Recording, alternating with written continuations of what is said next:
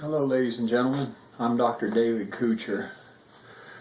I used to be a professional wrestler. My wrestling name was David Gold. I just want to let you know I put together a little piece for you here to help you understand the Zodiac Killer and the escape from Alcatraz and Dan Cooper.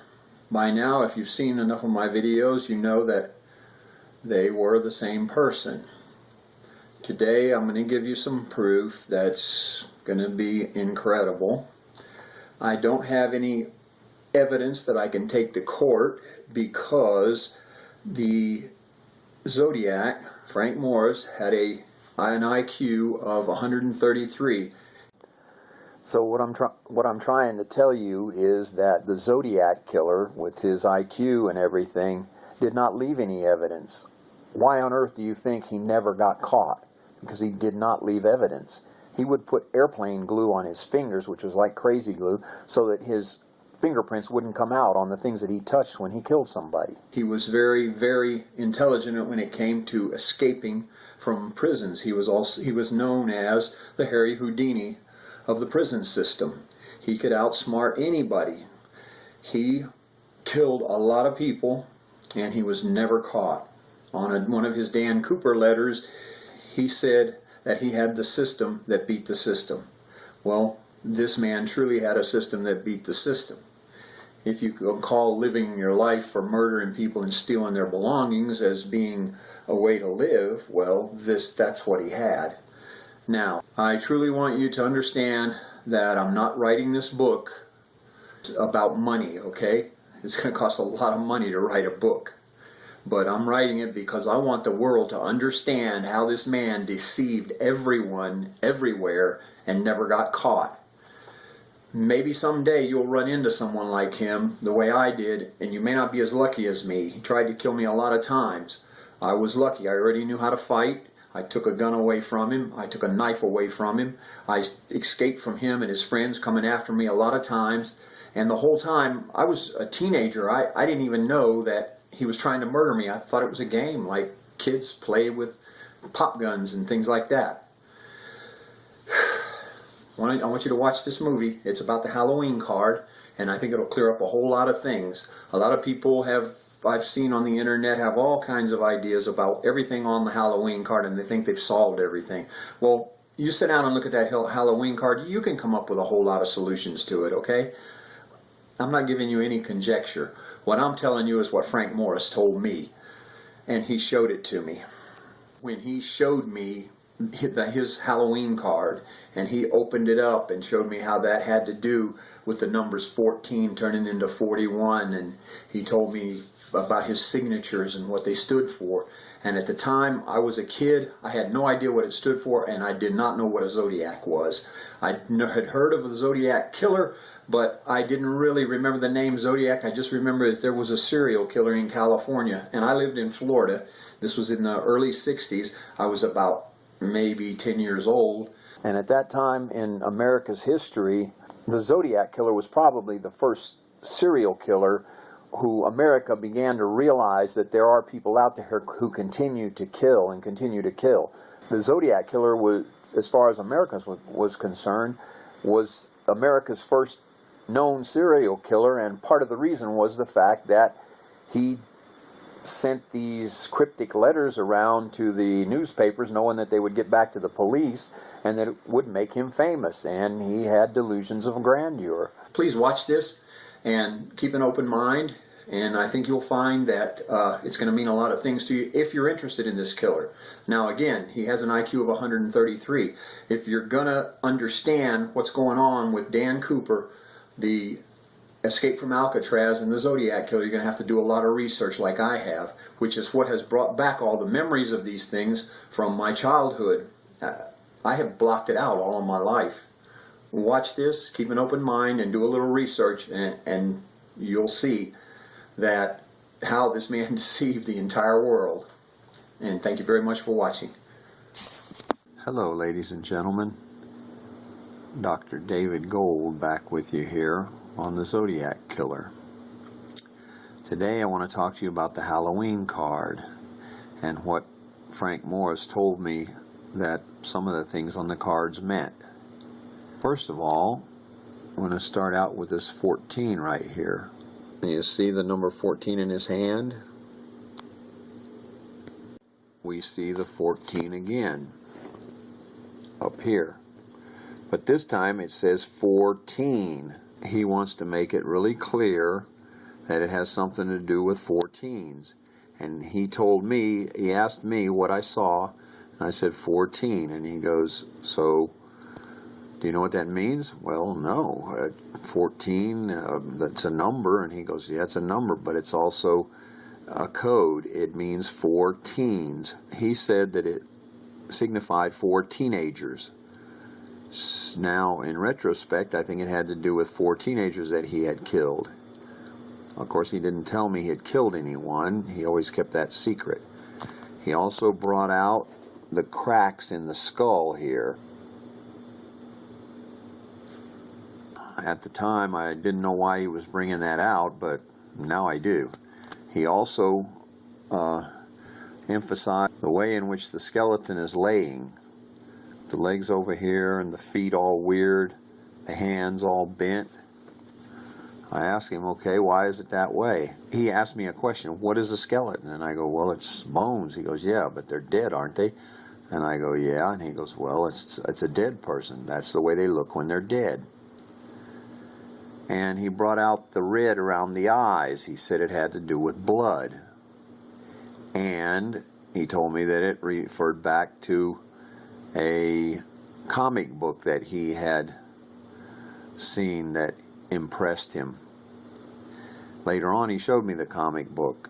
It was about the Red Mask. And then he opened up the card, and this is what I saw. He asked me, what's the first thing you see? And I go, well, it says boo. And he goes, you know why that's there? And I go, well, I don't know. It's a Halloween card. And he goes, exactly.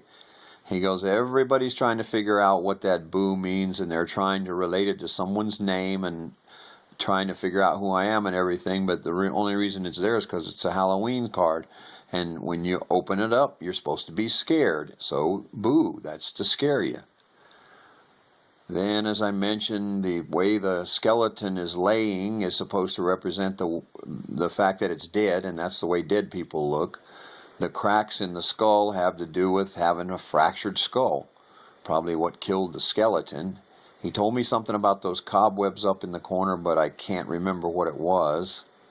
He told me that all of the signs at the bottom right-hand corner are his signatures, the Zodiac signatures, but he didn't say Zodiac then. He just said it was his signatures, he said that his initials were contained within those. This is the comic book that he showed me.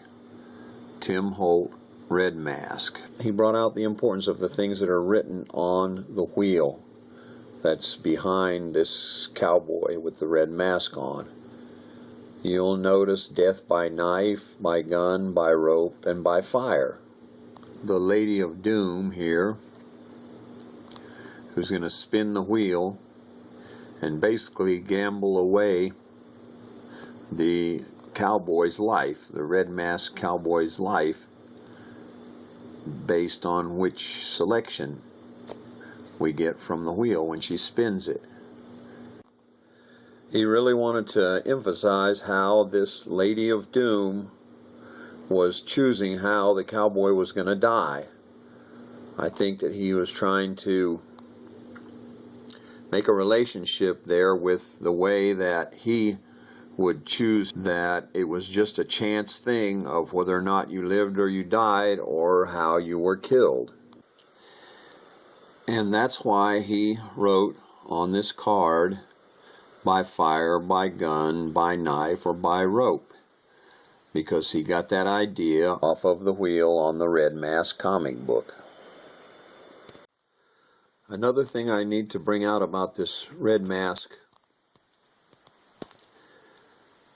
comic book is that Frank told me that he liked it because it had a lot of red in it. He spoke about the red color of this girl's skin. I told him it looked like she had a sunburn. He kind of laughed and said, yeah, but it reminded him of blood. He talked about these lines back here on the wall, which almost looked like an artist's signature. but he said that they were, that to him it looked like blood, where someone had been killed from sitting there in that chair before. You can tell this guy was all about death. This guy right here.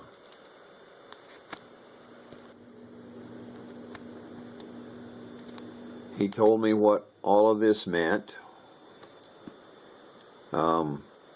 Didn't really make any sense to me, but I do remember him saying that the paradise in the middle had to do with rolling the dice, just like the Lady of Doom spinning the wheel, and something to do with people dying just at the roll of the dice because he decided that they would die.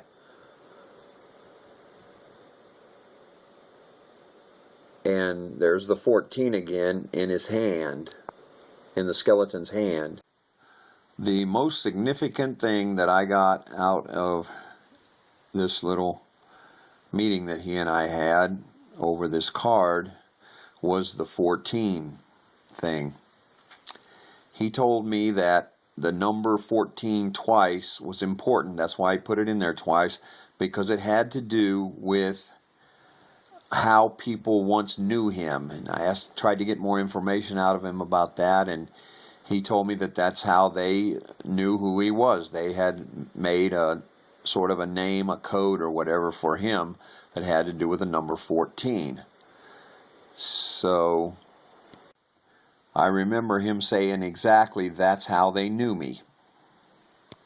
And I asked him, that's how who knew you? And he said, oh, it's just a number that they put on me so they'd know who I was. And I go, okay. Before I go on with the number 14s, I want to mention something else that he told me. Notice the pumpkin that the skeleton is wearing around his waist. And this is evidence of Frank Morris's impotence. He told me just like this, you see that pumpkin around his waist? Many people have tried to decipher what that means, and they think it's a code, the fact that it has 4 lines on it and different things. He said the only thing that signifies is one thing. That is a private area. We don't go there. We don't look at it. We don't even talk about it.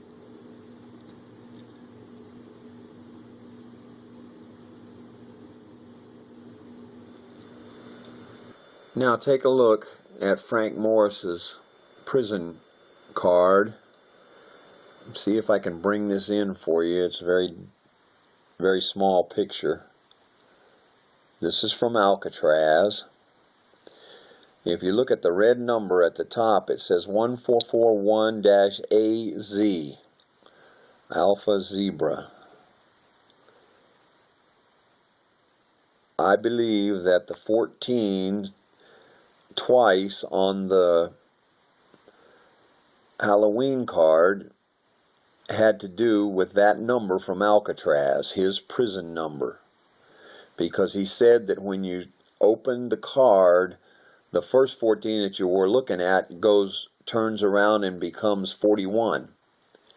You know, to me, you have to hallucinate to see that happen, but still, this is what's going on in the mind of a psychopath. If we look down here at the bottom, you can see the number again. That's his prison number, 1441. And he put that on that Halloween card as a signature, and his typical way of laughing at the police because they would never figure out what it was. And he thought he made it so clear and so simple for them. Frank Morris, what a guy. A genius IQ that got used for absolutely nothing but murder. Robbery, bank robbery,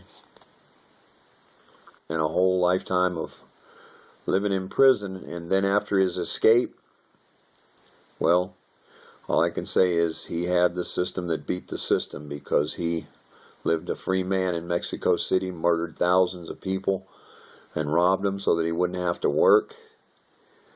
And then I think, and by my diagnosis, he died from metastatic lung cancer.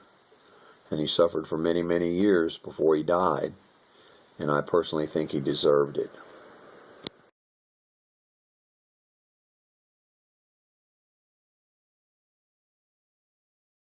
Here's a little excerpt I found on psychological portraits of the Zodiac killer. They're talking about Dr. Lawrence Friedman. He was a chairman of the Institute of Social and Behavioral Pathology at the University of Chicago. He studied the Zodiac, and he came to some conclusions that match exactly the person that I knew. He seemed to be overwhelmed with terror. He spreads terror because he leads a terror-dominated life, and he insists on his power because he feels powerless. Then Dr. Friedman says he will be caught because he wants to get caught. He's in error on that, but it's because of something that someone else said who claimed to be the Zodiac killer. He also said that his behavior indicates that he is most likely insane and suicidal. Well, there was nothing suicidal about the man I knew, but he was definitely insane. He did say that to those who gave him being but denied him affection or recognition, he is saying, however insanely, "Look at what you have done to me." Well, he practically said those words to me on different occasions. You'll see that in my book. Dr. Friedman believed that the killer targeted couples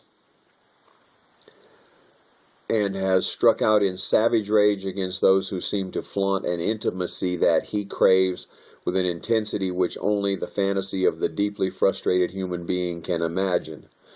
And I see that to be very, very true about the man that I met, because he told me that him and the Anglin brothers were still waiting for a woman to come along and enter their life, and he told me that it was never going to happen to them and that it was never going to happen to me. Here is a very interesting article where William F. Baker analyzes the Zodiac killer based on his handwriting.